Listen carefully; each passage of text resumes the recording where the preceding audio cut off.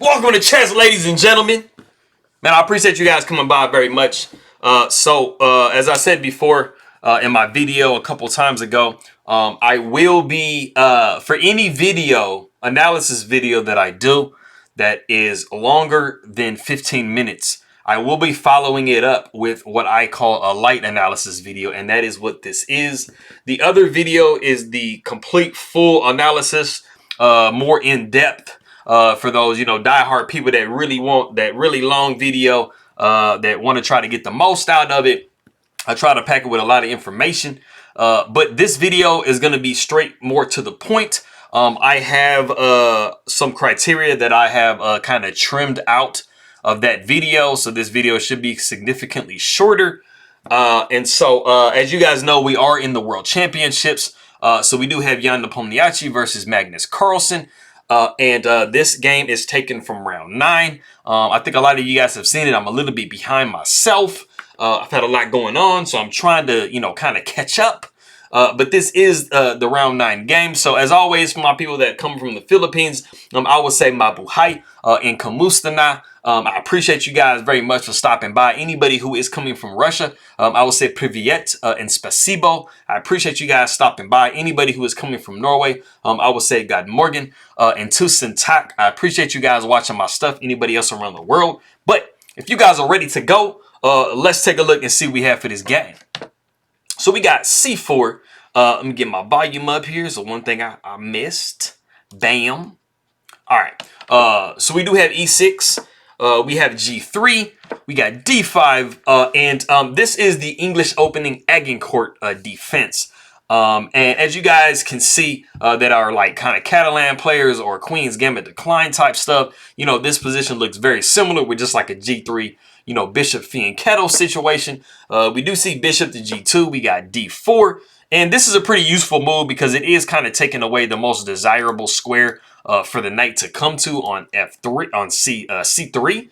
So it is kind of forcing maybe a D3, knight B to D2, B2, bishop to B3, bishop to G2 type of situation. So we'll see if that works out.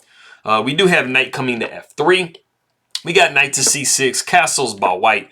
Bishop comes to C5, and like I said, we do have D3.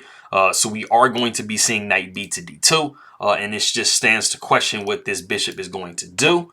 So we do have knight to F6, knight B comes to D2, like I was saying, we got A5. Whenever you have this type of a piece set up, it is very desirable for white to go A3 and then B4 and start to kick these pieces away, especially with the B5, starting to kind of knock that knight away as well. So just to prevent any of that foolishness, we got A5. So we do see knight to B3, just throwing a nice little attack on this bishop. And then we do see the novelty of the game, which is bishop to E7. And you really don't want to go, when you back up here after knight to B3, you really don't want to go something like B6 because you have to kind of think about what are you giving your opponent. The knight would take here, the pawn would take, and you can see that you have double pawns and you've just given your opponent like their dream diagonal for their bishop on G2. So you do not want to give your opponent that. So that is why we see Magnus Carlsen backing the bishop up to E7. We do see E3, pawn takes E3, bishop takes E3, and we see knight to G4. And then we actually see bishop up to C5, encouraging a trade of bishops.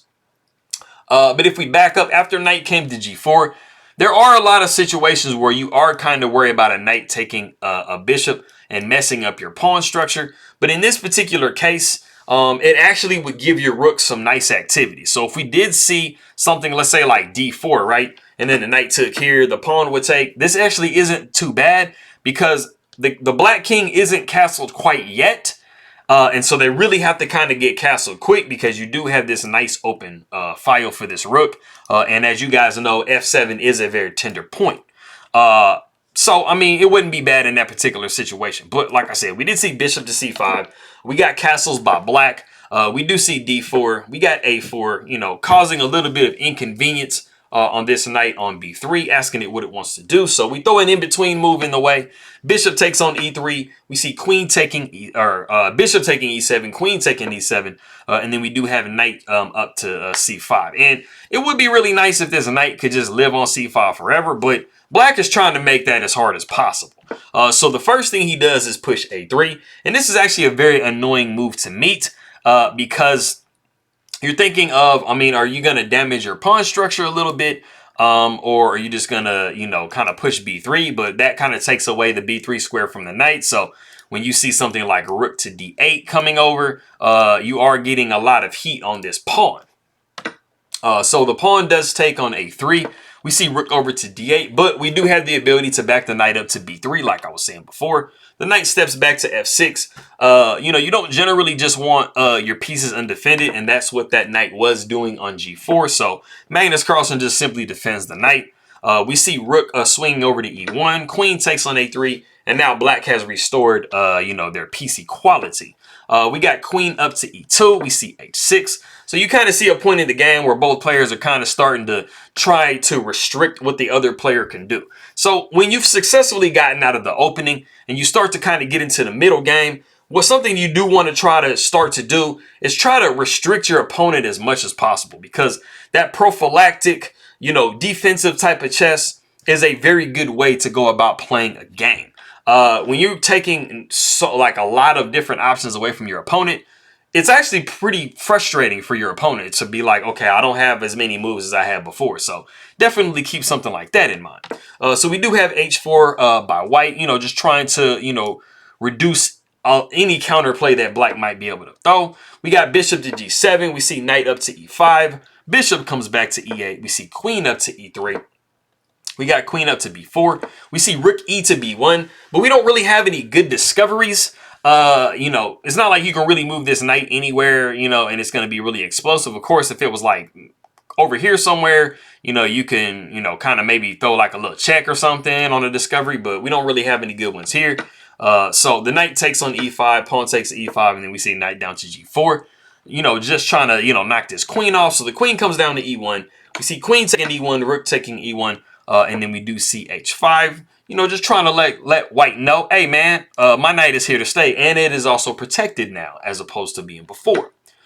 The bishop does take on b7. So we do see rook to a4 by black. And we have actually reached a position in the game that if you do want to pause the video, this is actually, unfortunately, a position that Jan Nepomniachtchi does blunder pretty badly. But he has an opportunity to play a really nice move here. So if you want to go ahead and pause the video and try to guess that move that he can play, go ahead and do so.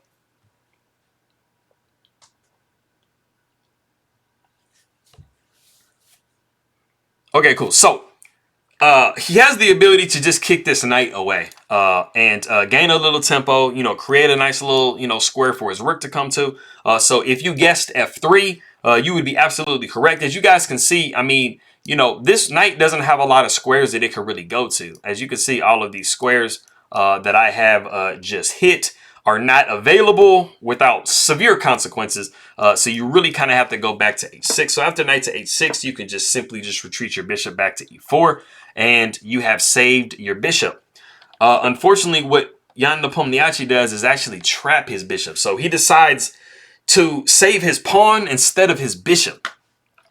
So in the game, he actually goes c5, and immediately Magnus Carlsen, you know, is kind of like looking weird, like, man, wait a minute, like, am I missing something? But he just plays c6, and as you guys can see, this bishop doesn't really have anywhere to go. There is not really a way to save your bishop.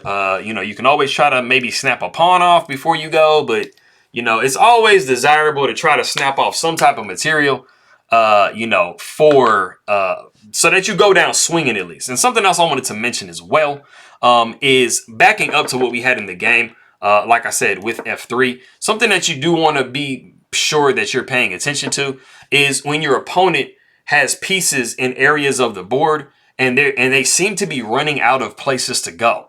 That should alert you to, like, man, maybe there's a trap possible. So, you know, a lot of people don't play games and stuff and they'll see a queen is kind of getting low on squares. That should start getting your mind to think, like, man, maybe there's a way to trap this piece. So that's definitely something as well. But like I said, let's get back forward to where we were. After c6, there isn't a lot that you can do. You try f3 at this point, but it's a little bit too late. Knight comes up to h6. Rook comes up to e4. And I mean, you're just dreaming that Magnus Carlsen is going to say, hey, man, I don't even like bishops. Let's go rook takes here and this. And then it's all triple zeros again.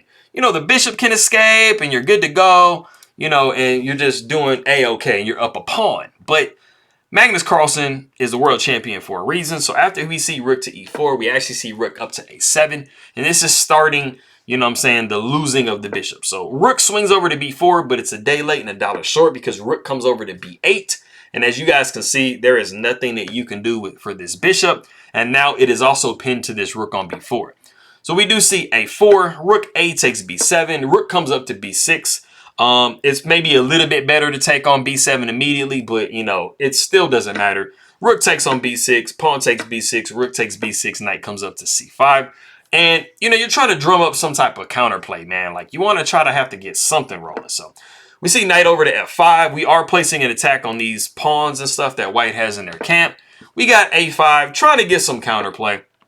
Rook comes up to b8. We see a6. Knight takes on g3. We see knight down to a4. We got c5. We got a7. Rook slides over to d8. We see rook taking c5. And what white is really wanting to try to get in is maneuvering their knight to a6 and then over to c7. And that way we can try to cover the queening square. But Magnus Carlsen just immediately plays rook over to a8 and is not allowing, you know, Jan Nepomniachtchi to play this move without consequences. Because as you can see, this is going to be hanging the pawn. So basically what's going to happen after this move right here, this is where Jan Nepomniachtchi does resign the game, first of all. Second of all, you guys you basically can have an idea that this king is just going to casually walk itself over and either rest on b7 or b6, and it's going to help this rook corral this pawn. And then black is going to be up an entire pawn and an entire piece. So that is the end of that game. And like I said, this is the light analysis video, so I was able to get about 5 minutes off of my previous video. So I won't be doing it on every video, but I will be, if I have a video that's pretty long, that goes maybe 15 to 20 minutes or something like that, I will try to create a version for people that is a lot more condensed, so that way they don't have to sit here for forever. So I at least got about 4 minutes and something off of that video. So let me know what you think in the comments. I appreciate you guys very much for stopping by, and I'll see y'all next time.